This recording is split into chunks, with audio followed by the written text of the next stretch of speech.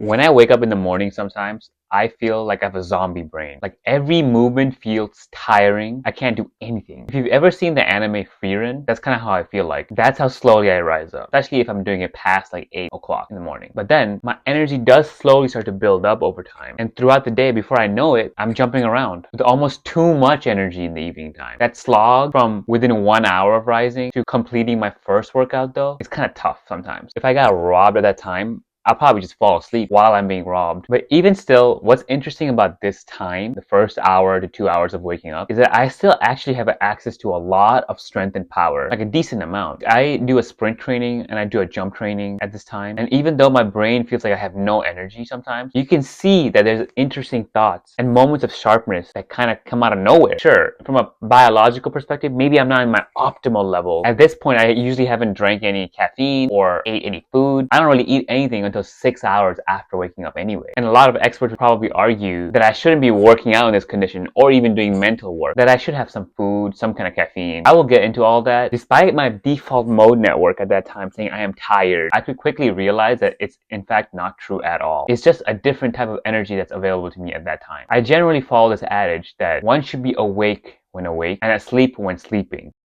But nothing is ever that black and white. The truth is definitely not like that. Sometimes in the winter there's sunny days, and sometimes in the summer there are cold days. Similarly, throughout the day, our energy ebbs and flows. Sleeping has rhythm. There are actually times when we're sleeping we're almost borderline awake. We just don't remember it. And even in the states when we are fully asleep, our brain activity could surge more than when we're awake, especially during REM. So in this way, when we are up, being up also has a rhythm. We cannot automatically just look at one state of consciousness of being super alert and be attached to it. Otherwise, we will never realize the infinite amount of energy available to us at any moment. And when we pay attention to these things without attachment, I think we start to notice rhythms. They become much more upfront to me. We always have energy. It's just a matter of tapping into the right rhythm. That is possible to do at any point of being awakened. And when we are aware, we could test ourselves without clinging to how it's supposed to be. This is the critical insight that I found to be true. And this is how I have had the most amount of energy possible. People often talk about things like brain fog or feeling off. And I feel that too sometimes, but I think it's an error of thinking. Even in those moments, I think our brain has the ability to lock in and tap into that rhythm. Yet, our clinging to wanting to feel sharper and smarter and happier actually hurts us. That moment of judgment of our own state currently has a critical insight buried within it. You're already awake and sharp enough to notice yourself. That is the evidence that you're awake to begin with. The moment we tap into that sense of awareness, we can hit our rhythm right there on the spot. And that means that we could figure out the balance between testing ourselves and relaxing ourselves just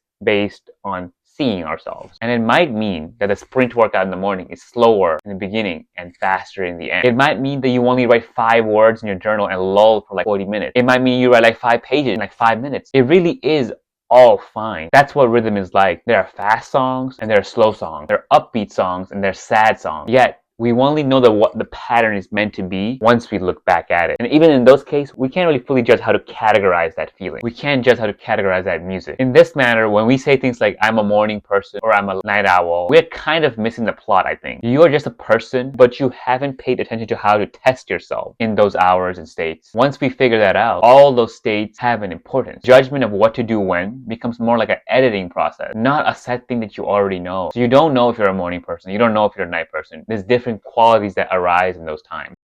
So I'm a big fan of fasting, but I do think it's incredibly contextual, gender, weight, age dependent. There's definitely a trade-off between optimal muscle growth, which is something that I would be interested in, with long-term fasting. A lot of data reflects that long-term fasting isn't optimal for muscle growth and doesn't actually do anything extra for longevity beyond calorie restriction. So let me just get that out of the way. This is not about those kind of things. However, despite all that, I have to say I have met plenty of strong and mentally sharp and muscular people that fast regularly, and I also feel great while doing it. And they fast like 16, 18 hours even. And they seem to be doing just fine. There are even great athletes like LeBron, Jocko, who's a Navy SEAL, who lifts heavy, does a lot of training, surfs every day, and is mentally sharp. So at the very least, it's clearly not a huge difference maker in terms of being a great athlete and a smart person versus not, right? On a personal level though, I think I love it. I mean, I'm already kind of a smaller guy. I'm 145 and I'm about 5'8", 5'9". So I don't need that much time to consume enough food to like, replenish myself. I don't need that much. And so eating within like a 8 to 9 to 10 hour window is completely fine with me. I eat within an 8-hour window and I do a small workout in the morning and a big workout in the evening after I've eaten. But the reason I bring this topic up and this idea of having infinite energy is because I think fasting made me realize that energy is just not necessarily about food at all. It is also things like motivation and sensitivity. In the hours that I'm in a fast, I am not in my optimal power and strength, probably. There's like a low level of hunger permeating my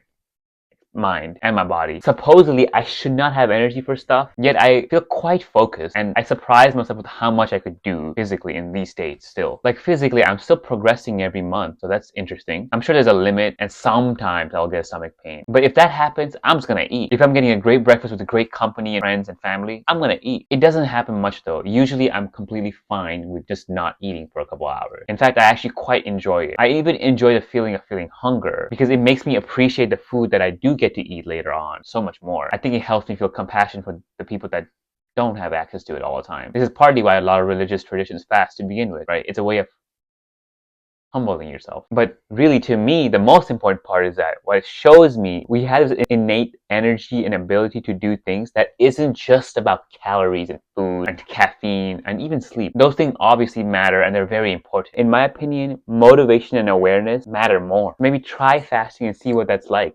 In the same mornings when I'm really tired and feeling sluggish, I read like a funny text from my friend or have a really good interaction with some stranger and I'm bumping with energy. I was just feeling tired yesterday when I was writing the script and I read through my Discord messages from my dance team. It immediately made me feel alive. It was so funny and just charming. What is that? What is that? What is that exactly? I think it's because in those moments I'm truly harmonizing with the flow of happening and with my nature in some sense. I often wonder if there were ever such thing as like chi, right? Like when I watched Dragon Ball growing up, I wanted to be able to fly around using my chi and do Kamehameha waves, I wanted to be true so badly. I wanted to be like the people from Crouching Tiger, Hidden Dragon who are like jumping around in bamboo sticks using their perfect chi or whatever. That ease of being and power and gentleness and smoothness, People that do yoga, practice yoga often also talk about the similar type of thing in something called Prana. And other cultures also use things like mana and spirit to describe it. It's kind of like what the Force in Star Wars is supposed to be. I bring it up because I think it shows that the concept of energy isn't just boiled down, simple thing that can be measured all the time. Huberman's podcast on dopamine kind of highlighted this for me as well. Dopamine is about drive, motivation, and cultivation even. Dopamine supposedly dictates drive, yes, not just the end result. On the other end of the spectrum, serotonin controls the ability to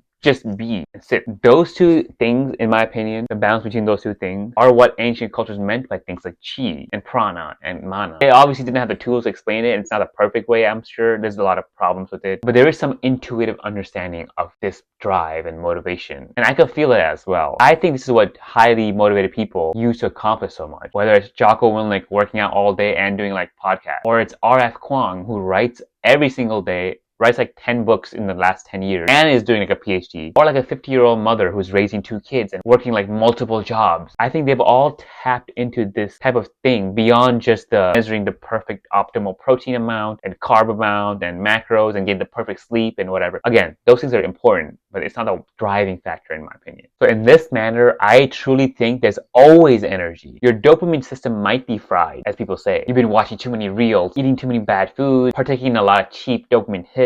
As a result, you won't be able to see the infinite amount of energy available to you at any moment. In these moments, practicing things like gratitude and just sitting still allows us to see our source of energy that we have, this awareness, this pristine mind. Things like this involve our serotonin response and our dopamine response, yes. But those two things kind of balance each other out in a wave pool, and we could see the pressure and release valve kind of happening as we're operating throughout the world. Even as I'm talking right now, that's kind of the balance that I'm trying to achieve. Having pauses and empty spaces while also saying things that are relevant. Seeing those things in each moment allows us to balance that wave pool at any moment, I think, without judging and clinging to what's supposed to be, what I'm supposed to be doing right now. If we do that, if we go without judgment about what's supposed to be and just notice, you'll notice that your dopamine system is not fried permanently, at least. It can be restored at any moment. Again, it's not the most scientific and accurate way of talking about it, I understand, but I feel like culturally this is how we use the words now, so I think it's fine. So yeah, just notice that. Sleep when your body asks you to sleep, move when your body asks you to move, and go for gratitude. You'll be able to see beyond just the classical methods of measuring energy in the conscious mind. It opens up a different reality that we've always intuitively kind of known, I think, but missed articulating. Even now, I'm not sure if I articulated it correctly. So try things like sitting still, maybe fasting, or maybe just taking a break. You'll see what I mean. As long as we are breathing, there's infinite energy available to us. It just won't look at the way that we want it to look like all the time. So be open to the ebb and flow. Intuition like that is earned though. Once it's earned, I don't think it's forgotten.